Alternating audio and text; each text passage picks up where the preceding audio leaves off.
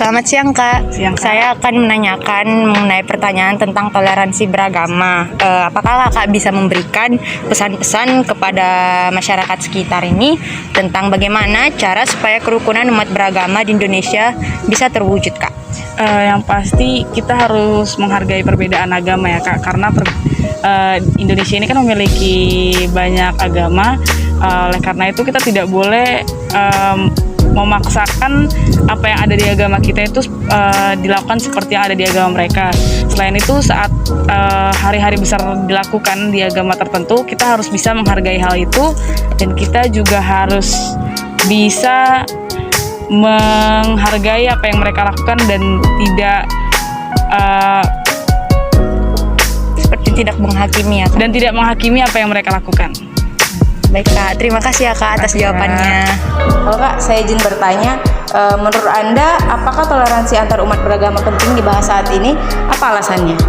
Untuk sekarang ini sangat penting sekali, karena kita lihat zaman sekarang banyak sekali orang-orang atau oknum yang tidak mengatasnamakan segalanya itu atas nama agama, dan sehingga kita itu yang awalnya berkeragaman di Indonesia ini berpecah belah, dan semuanya itu hanya berasaskan tentang agama orang itu masing-masing dan rasnya masing-masing, seperti itu. Assalamualaikum warahmatullahi wabarakatuh. Salam sejahtera bagi kita semua. Om Swastiastu, Namo Buddhaya, Salam Kebajikan.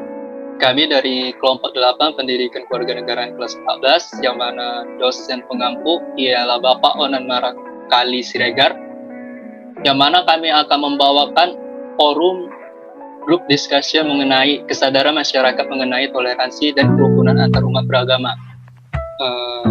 Selanjutnya mungkin kita akan membahas tentang ini hal menarik juga, yaitu mengenai mayoritas dan minoritas. Seringkali bukan di Indonesia saja, mungkin hampir di beberapa negara di seluruh dunia ini sering menyinggung tentang mayoritas dan minoritas. Nah, menurut kalian ini, yang kalian pahami tentang mayoritas dan minoritas ini bagaimana? Mungkin pertama dari Saudara Gerardo, boleh memberikan tanggapan? Kalau menurut saya, menurut mayoritas dan minoritas itu adalah himpunan, bagian dari suatu himpunan yang jumlah elemennya di dalamnya mencapai lebih dari separuh himpunan tersebut. Kalau minoritas, himpunan yang di bawah mayoritas, mereka lebih kecil secara jumlah dibanding mayoritas. Sekian dari saya. Oke, ada tambahan mungkin dari Elza? Kalau menurut saya mayoritas itu adalah jumlah golongan yang lebih banyak gitu dari golongan lainnya. Kalau minoritas sendiri jumlah golongannya itu lebih kecil daripada golongan lain. Ya. Oke, mungkin dari Ines ada tanggapannya? Saya setuju dengan pernyataan keduanya, dan menurut yang saya lihat di kehidupan sehari-hari, golongan minoritas terkadang lebih disepelekan karena jumlahnya yang sedikit dibandingkan yang mayoritas. Gitu.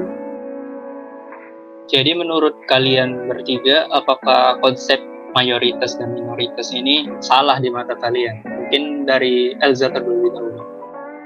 Apakah kita harus menerapkan, maksudnya saya mayoritas, kamu itu minoritas? Apakah layak kita menyebut seperti itu, atau kita harus berbaur dengan yang lain? Mungkin dari Elza boleh ditanggapi. Kalau menurut saya itu nggak perlu ya gitu, karena kayak mayoritas minoritas gitu. Kita ya berbaur aja gitu sesama semuanya gitu. Sekian. Baik, dari Gerardo? Saya setuju juga dengan pendapatnya Elza. Dari Ines, apakah sependapat juga dengan mereka? Ya, saya sependapat. Oke, jadi kalian sependapat bahwasanya konsep mayoritas dan minoritas itu tidak baik dilakukan. Oke. Selanjutnya mungkin di dunia ya, ini kita bahas yang lain. Di dunia, bahkan di Indonesia itu sering terjadi diskriminasi kepada agama orang lain.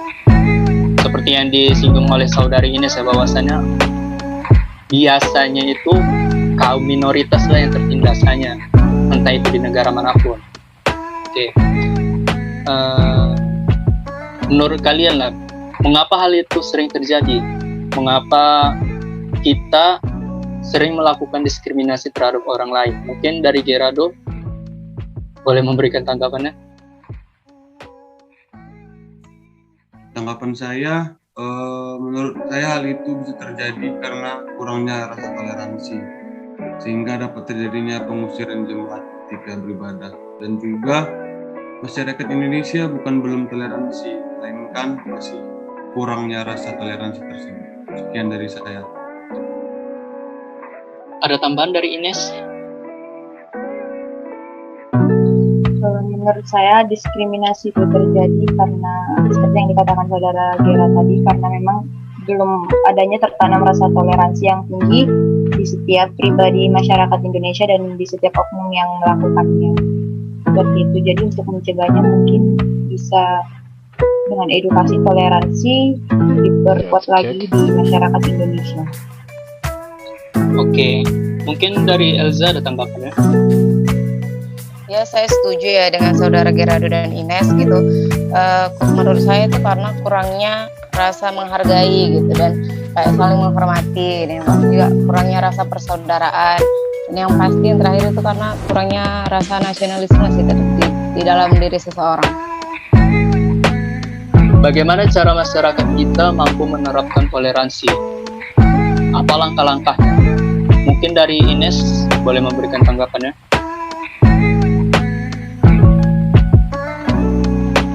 Menurut saya cara menanggulangi rasa intoleransi yang ada di tengah-tengah masyarakat saat ini bisa dimulai dari edukasi sejak dini. Edukasi sejak dini itu bisa dimulai di sekolah, yaitu melalui pendidikan formal dengan mengajarkan nilai-nilai toleransi, bisa melalui mata pelajaran pendidikan kewarganegaraan yang sampai sekarang masih ada di sekolah dasar, SMP dan SMA, bahkan sampai di perkuliahan seperti sekarang ini. Yang kedua, dengan menindaki secara tegas para oknum-oknum yang melakukan tindakan intoleransi. Baik, terima kasih atas jawaban dari saudari Ines. Mungkin ada tambahan dari saudari Elza mengenai cara menerapkan toleransi dan langkah-langkahnya. Kalau menurut saya ya, untuk diri pribadi gitu, yang pertama kita harus mengenali diri kita sendiri dulu gitu, apakah kita sudah cukup toleransi atau belum gitu. Yang kedua, kita memahami perbedaannya, karena kita nggak bisa memaksakan kehendak kita gitu untuk orang agar menjadi yang seperti kita inginkan gitu. Yang ketiga itu kita menjalin pertemanan gitu dengan orang yang berbeda. Dan yang terakhir, kita posisikan diri kita tuh ke orang yang berbeda tersebut. Jadi kita merasakan gimana rasanya dibedakan. Jadi kita nggak akan melakukan hal-hal tersebut. Tadi saudari Elza ada menyinggung tentang berteman dengan berbeda agama ya. Bagaimana menurut saudari Elza misalkan ada orang yang dia itu tidak ingin berteman dengan berbeda agama? Bagaimana tanggapan kamu? Ya, sangat disayangkan ya, karena kita tinggal di negara Indonesia yang dimana agama kita aja ada 6 gitu.